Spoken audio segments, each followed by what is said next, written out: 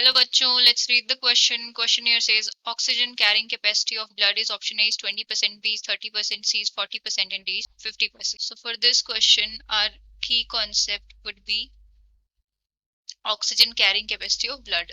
Oxygen carrying capacity of blood.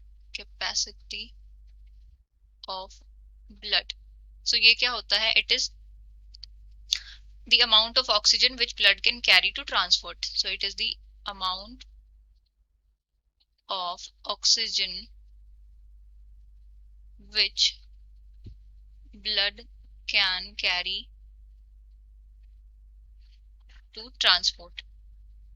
Means blood जो है transport करने के लिए कितना अमाउंट ऑफ ऑक्सीजन कैरी करता है उसको क्या हम बोलते हैं? Oxygen carrying capacity. अब 100 ml ऑफ ब्लड के अंदर जो है हीमोग्लोबिन का अमाउंट कितना होता है? सो इन 100 ml ऑफ ब्लड हीमोग्लोबिन जो है वो कितना होता है? It contain 15 gram of haemoglobin. 15 grams of haemoglobin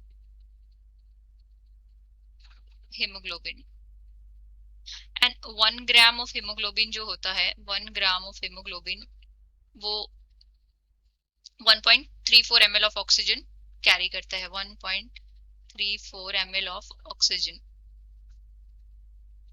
100 ml के अंदर कितना HB है? 15 ग्राम्स है. तो मीन्स हमारे पास कितना ऑक्सीजन कैरी होगा? तो oxygen carried bye 15 gram of HB, या हम बोल सकते हैं इसी को 100 ml of blood. 100 ml of blood तो वो किसके इक्वल होगा? 15 इंटू 1.34 ml. तो ये कितना हो जाएगा? 20.25 ml. 20.25 ml ऑफ ऑक्सीजन हो जाएगा. तो अब हमें पता है हीमोग्लोबिन जो है उसकी ऑक्सीजन के साथ जो है सैचुरेशन जो है वो कितनी होती है? वो अराउंड 95% होती है. मींस वो 100% सैचुरेट नहीं होता है ऑक्सीजन के साथ.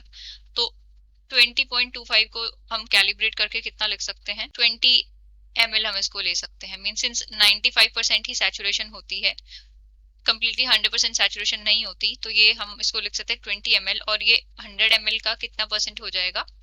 20% हो जाएगा. तो oxygen carrying capacity of blood कितनी हुई? Oxygen carrying capacity of blood तो वो कितनी हो जाएगी? 20% हो जाएगी. तो अब हमें क्वेश्चन में यही बताना था oxygen carrying capacity of blood is, तो दैट इज ऑप्शन ए. 20%, 30% भी नहीं होगा, 40% भी नहीं होगा, 50% भी नहीं होगा. हमने कैलकुलेट करके देख लिया. So final answer for the question is option A, that is 20%. I hope you have understood it well. Best of luck and thank you.